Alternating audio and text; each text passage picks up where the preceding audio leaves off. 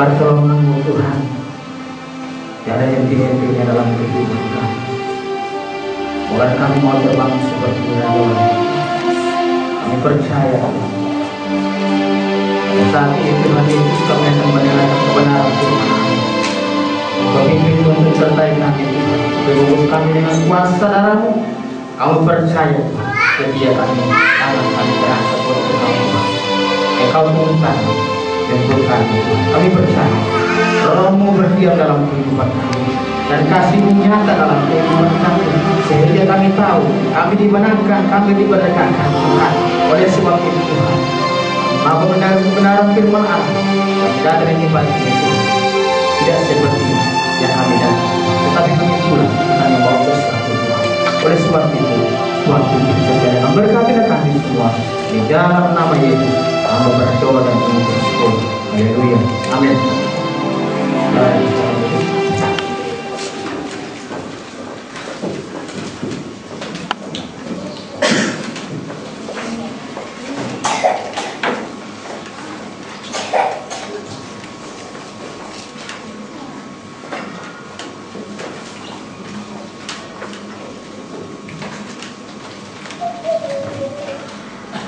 Shalom. Ya, puji nama Tuhan.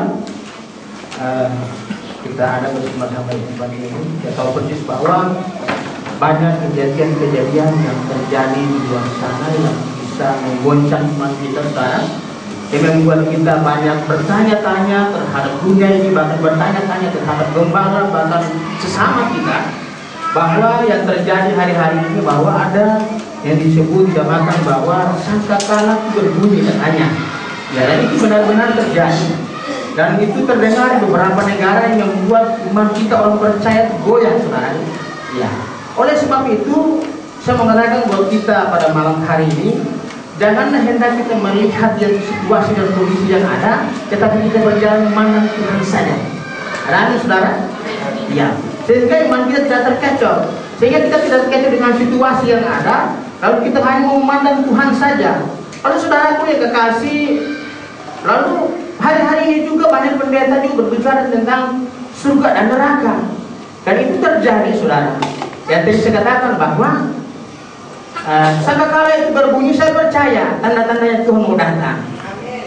Ada amin saudara? Dan kita berdoa agar sifat Tuhan datang. Bagi kita orang yang percaya di dalam Tuhan, kita mau terangkat bersama-sama dengan Tuhan Yesus. Ada amin? Amin. Ya. Oleh sebab itu saudaraku, firman Tuhan kita pada malam hari ini terambil di 1 Timotius pasal 3 ayat 14 sampai dengan 16. Saya akan membacakan ayat yang genap, Bapak Ibu akan ayat yang ke-15 dan ayat ke-16 kita akan sama-sama. 1 Timotius pasal 3 ayat 14 sampai dengan 16 yang berbunyi demikian. Jemaat Allah dasar penopang kebenaran, semuanya itu kutuliskan kepadamu walaupun kuharap segera dapat mengunjungi engkau. Jadi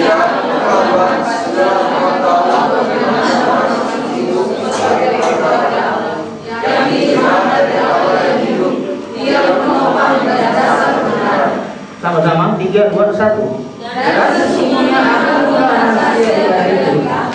Dia yang mengatakan dirinya dalam rupa manusia, dibenarkan dalam roh, yang menampakkan dirinya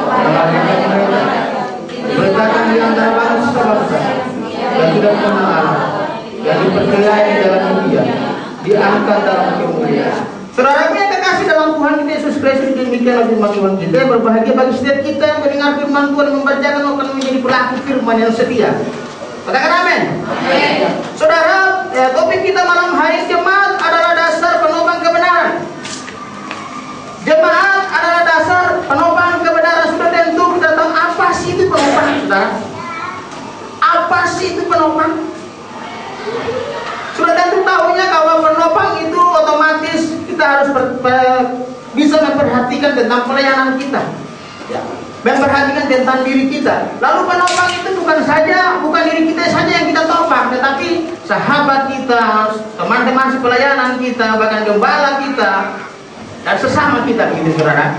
Oleh sebab itu, topik ini menarik sekali saudara. Jemaat adalah dasar penopang kebenaran.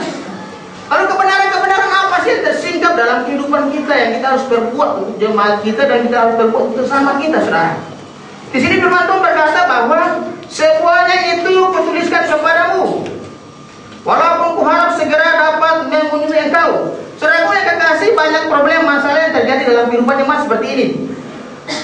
Ada hamba Tuhan kalau tidak datang membesuk jemaat dan tidak mendoakan jemaat jadi kecut, jadi khawatir, ya.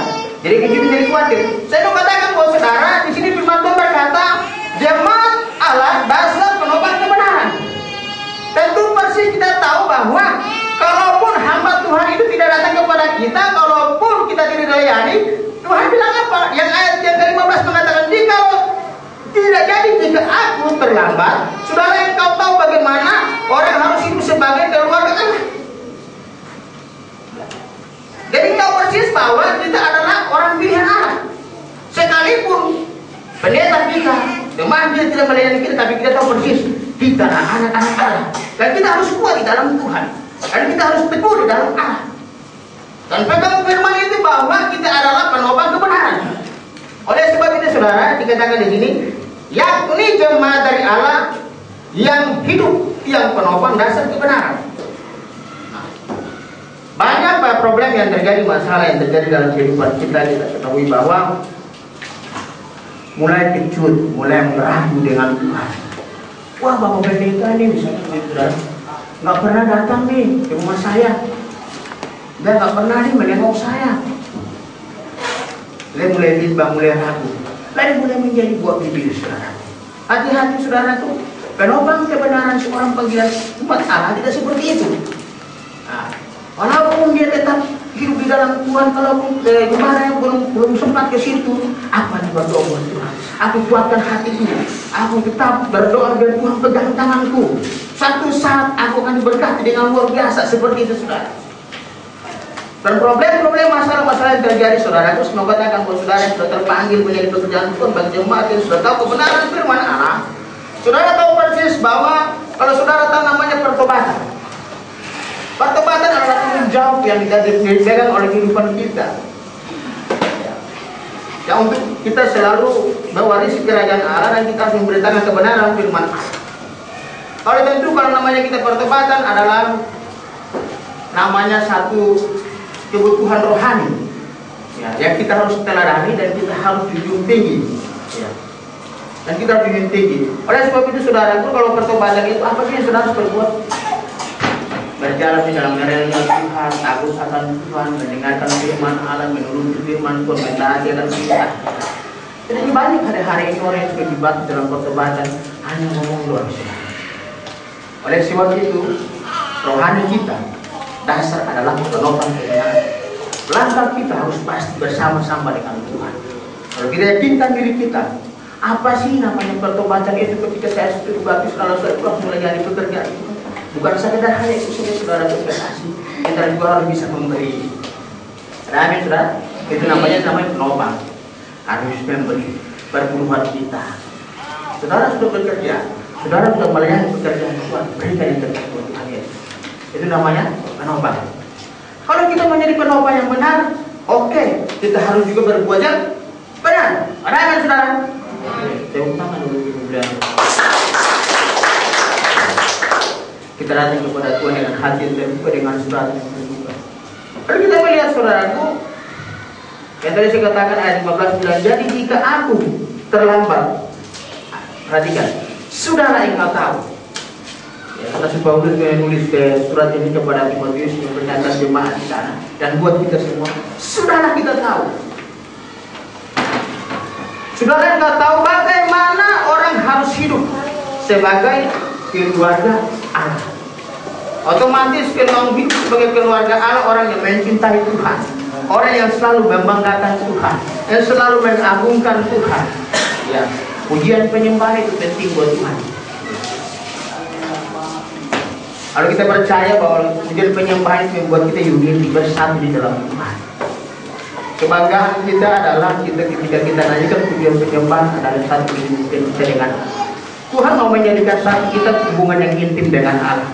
Dan kita tahu persis kita adalah penopang-penopang kebenaran. Ada amin saudara? Kita akan lihat saudaraku, apa sih namanya itu penopang kebenaran? Apa sih yang Tuhan Yesus bawa dalam kehidupan kita sehingga kita disebut dengan penopang kebenaran yang pasti dan yang tepat. Nah, kita melihat bahwa di sini ayat 16, dan sesungguhnya agunglah rahasia ibadah kita. Agunglah rahasia ibadah kita.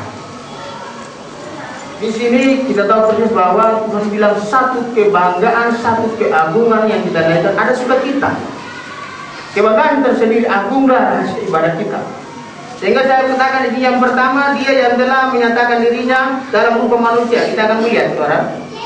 Kita buka di Kisah Para Rasul 1. Janji-janji Allah. Lihat. Kisah Para Rasul 1 ayat 6 sampai dengan 11. Kisah Para Rasul 1. Ini saya akan membacakan saja, saudara. Kita akan sudah ketemu. Yesus terangkat ke surga, maka bertanyalah mereka yang berkumpul di situ, Tuhan, maukah Engkau pada masa ini muliakan kerajaan bagi Israel?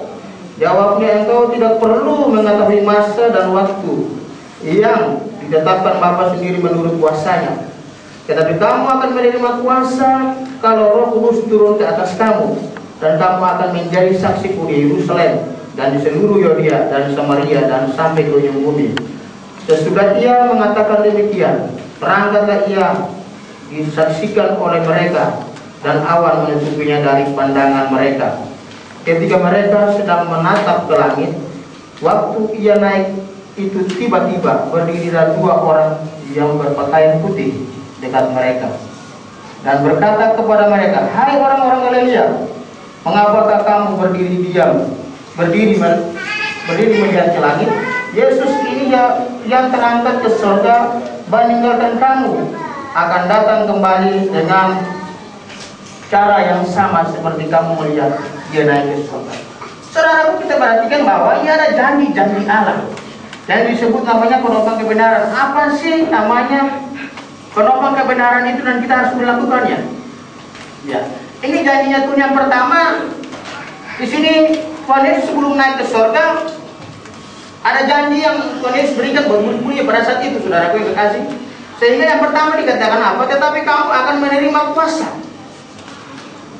Ya, janji yang memberikan buat kita hampir saat ini, apabila kamu akan menerima kuasa. Yang pertama. Dan yang kedua, kalau Roh Kudus itu turun ke atas kamu. Sudahkah saudara pernah berpikir apa saudara sudah punya kuasa dalam kehidupan saudara? Apakah pernah saudara berpikir bunga ini bisa berbunga? Bagaimana? Ya. Apakah selama saya hidup ini saya masuk surga atau tidak? Apakah pernah saudara berpikir seperti itu? Saudara harus berpikir seperti itu. Selama masih hidup ini, apakah saya masih hidup di dalam naungan Tuhan atau tidak? Oleh sebab itu Tuhan berkata, tetapi kamu akan menerima kuasa. Itu janji Tuhan.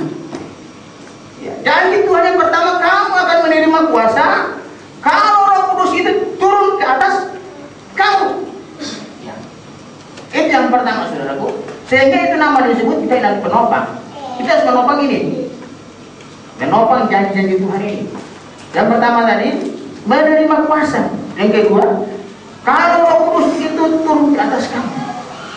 Dan pada saat itu saya percaya murid-muridnya sangat gentar dan takut. Sebelum Tuhan Yesus terangkat ke surga, ini bagaimana nih seorang komandan yang tinggalkan kami nih, seorang pemimpin ini. Mereka sangat khawatir sekali. Tetapi apa yang terjadi? Tuhan bilang ada janji Tuhan di situ. Tetapi kamu akan menerima kuasa.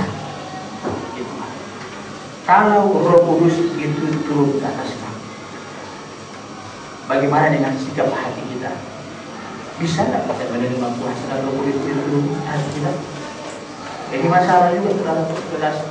Oleh sebab itu kita percaya bahwa ketika Tuhan naik ke surga, ada kuasa dalam kehidupan kita, ada Roh Kudus dalam kehidupan kita, sehingga kita percaya yang kemarin tidak terjadi dalam kehidupan kita adalah pencurahan Roh Kudus. Pentekoste yang ketiga itu janji Tuhan, pencurahan Roh Kudus. Oleh sebab itu kita adalah penopang kebenaran itu. Ini kebenarannya. Kita harus menjadi penopang kebenarannya, sehingga kebenaran ini hadir dalam kehidupan kita dan kita menjadi orang yang benar dan menjadi pelaku firman yang setia. Ada amin saudara? Ya. Dan di sini dikatakan juga saudaraku, ketika murid-murid memandang ke atas begini, memandang ke langit, waktu yang naik itu tiba-tiba berdiri dua malaikat. Ya, berdiri dua malaikat, orang yang berpakaian putih dekat mereka dan berkata kepada mereka, "Hai orang-orang Galilea, mengapakah kamu berdiri melihat ke langit?" Ketika Tuhan sudah naik, Tuhan bilang apa? Aku akan turun dengan cara yang sama. Dan siapa yang menerima? Kita. Kita yang mau hidup di dalamnya, kita hidup dalam kebenaran, firman Allah, kita akan menyambut Dia bersama-sama dengan Dia. Nah, itu saudara. Jadi kita nggak perlu lagi memandang Dia, nggak perlu lagi memandang aku. Sehingga Tuhan bilang apa? Ketika nanti murid-muridnya kembali, jangan keluar dari Yerusalem. Engkau saja berdiam dalam sampai apa terjadi? Tercurahnya itu, tercurah Roh Kudus itu. Itu yang pertama saudara, itu akan kita melihat yang kedua. Dibenarkan dalam Roh yang menampakkan dirinya kepada malaikat-malaikat. Saudaraku yang tadi saya katakan bahwa kita Tuhan Yesus terangkat ke surga, disinilah akan terjadi satu pencurahan Roh Kudus. Kita lihat di Kisah Para Rasul 2. Ya, kita masih dalam suasana Pentekoste yang ketiga, saudaraku. Percaya. Kita lihat bahwa di sini Kisah Para Rasul 2 ayat 1 sampai dengan 8. Bapak Ibu, saya akan membacakan ayat yang ganjil, Bapak Ibu ayat yang genap, dan kita bergantian yang ke-8 sama-sama. Pentekoste, ketika tiba hari Pentekoste, semua orang percaya berkumpul di situ di satu tempat.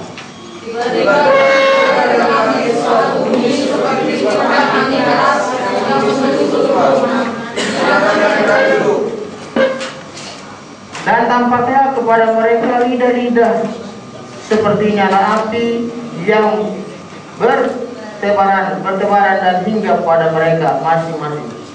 Maka penuhlah mereka dengan Roh Kudus, lalu mereka mulai berkata-kata dalam bahasa lain, seperti yang diberikan oleh itu kepada mereka yang untuk mendengarkannya. Waktu itu di Yerusalem diam orang-orang Yahudi yang saleh dari segala bangsa di bawah orang lain.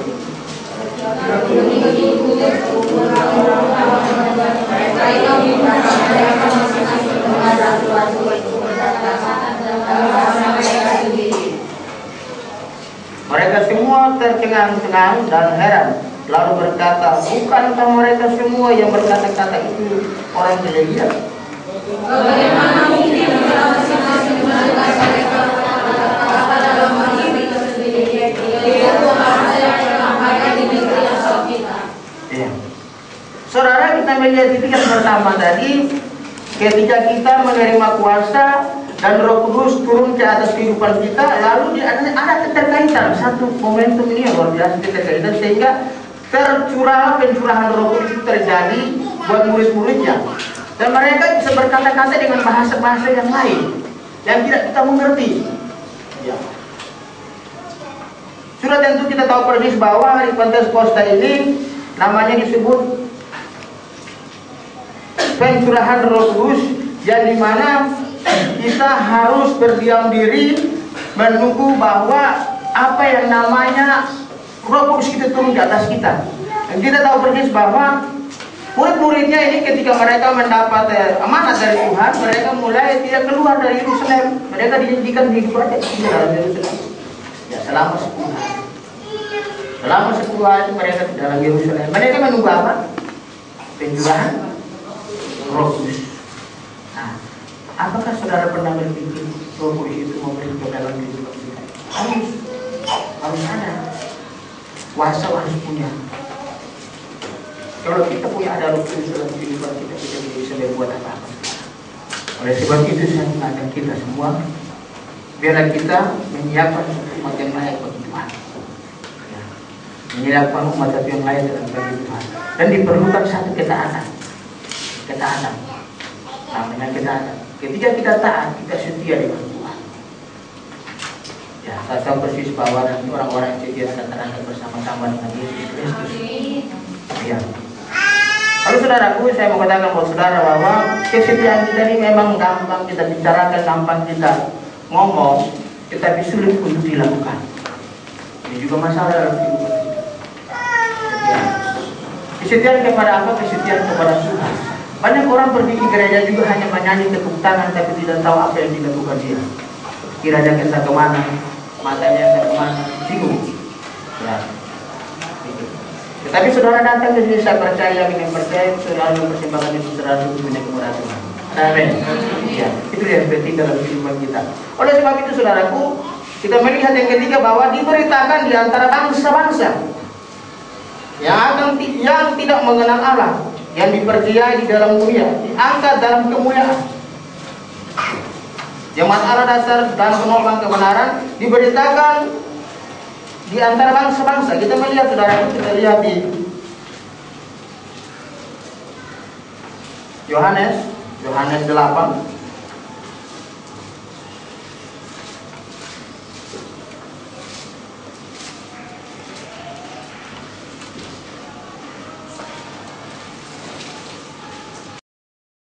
Sampai dengan 36.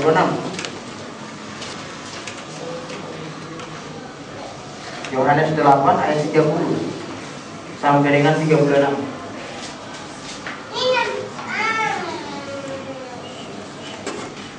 Kita akan membacakan secara bergantian. Saya ayat yang genap, Bapak Ibu ganjil, terakhir biasa sama-sama. Sudah ketemu semua?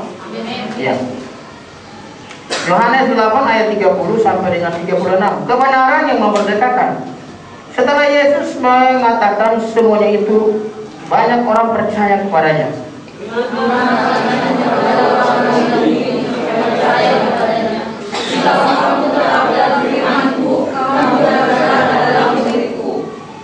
Dan kamu akan mengetahui kebenaran, dan kebenaran itu akan memerdekakan kamu. Kami adalah keturunan Abraham dan tidak pernah menjadi hamba siapapun. Kata Yesus kepada mereka, aku berkata kepadamu, sesungguhnya setiap orang yang berbuat dosa adalah hamba dosa. Dan hamba tidak tetap tinggal dalam rumah, tetapi anak tidak tinggal dalam rumah. Sama-sama, 3, 2, 1. Jadi apabila anak itu memerdekakan kamu, kamu benar-benar merdeka.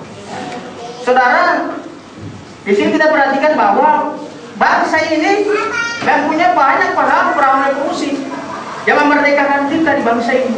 Tetapi ada satu nama, saudaraku, yang namanya Yesus. Ya, perahu revolusi dia mati, dia tidak punya nama. Hanya cerita satu, dia tidak bisa bangkit, saudaraku. Tetapi yang namanya Yesus, dia bangkit, naik ke surga. Sehingga apa dibilang kebenaran yang memerdekakan. Ya, kebenaran yang memerdekakan. Berarti kita orang yang merdeka, orang yang diselamatkan, yang lahir baru, hidup baru, saudaraku. Ada percakapan dialog yang luar biasa dengan orang Yahudi pada saat itu, sehingga di sini katakan bahwa setelah Yesus mengatakan semuanya itu, banyak orang percaya kepadanya. Banyak orang percaya dengan apa yang namanya disebut penginjil Tuhan Yesus pada saat penginjili, dia melakukan pekerjaan Allah di surga. Banyak orang percaya. Tetapi begitu selesai itu, ketika dia ditangkap, dia mati, diterangkan naik ke surga, dunia membenci dia. Dunia membenci dia. Dan dunia membenci, sampai saat ini dunia membenci dia. Oleh sebab itu saudaraku sih mengatakan buat kita, bolehlah kita menjadi penopang kebenaran, tetapi penopang kebenaran yang berlaku kehendak Allah. Kehendak Allah. Itu berlaku firman. Sehingga kita tidak terlibat dalam dosa, kita tidak jatuh dalam dosa. Oleh sebab itu dikatakan di sini, maka katanya kepada orang Yahudi yang percaya kepadanya, jikalau kamu tetap dalam firman-Ku, kamu benar-benar adalah murid. Jikalau kita di dalam firman-Nya, dalam Dia, kita benar-benar adalah murid-Nya. Saya percaya kita akan bersama-sama dengan Dia. Dan yang tadi saya katakan kepada saudara, bahwa penopang itu yang namanya disebut memerdekakan kita, yaitu bagaimana kita menjadi berlaku firman, yang menjadi berlaku yang luar biasa. Hendaklah kita tahu persis bahwa janji Tuhan itu kita harus topang terus. Ya, kuasa Tuhan itu harus topang terus, Roh Kudus itu harus topang terus. Ya. Sehingga namanya kemerdekaan itu memiliki punya hak yang luar biasa dan hebat. Saya menggunakan kita bagi seperti ini, saudara.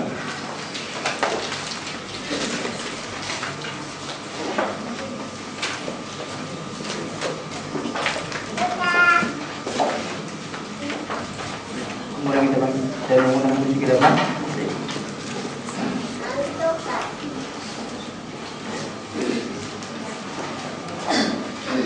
Saudara, yang pertama tadi apa? Saya katakan bahwa apa sih yang menjadi bagian dari kehidupan kita sehingga kita menjadi jemaat yang dasarnya penopang kebenaran. Yang pertama dari apa dibilang, saudara? Ada kuasa Roh Kudus. Ya. Lalu pengturan itu ada. Yang ketiga itu kita orang yang sudah dikatakan. Ya. Kebenaran yang diberikan. Saudara siapa itu, saudara? Dia jangan hidupku dan ridama di hatiku,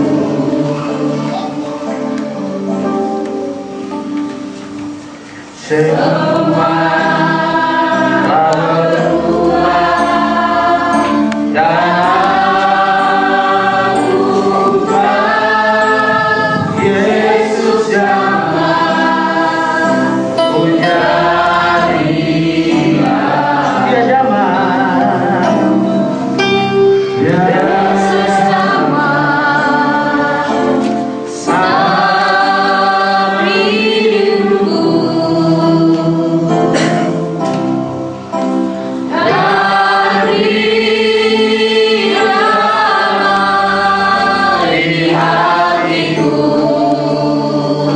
Semua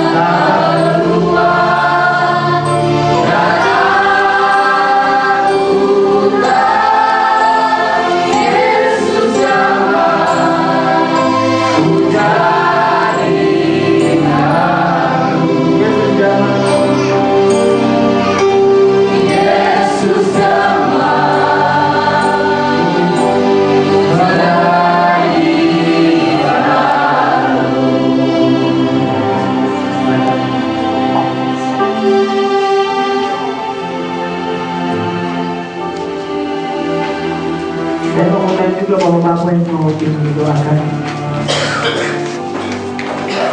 Maju dengan Bapak. Silakan maju.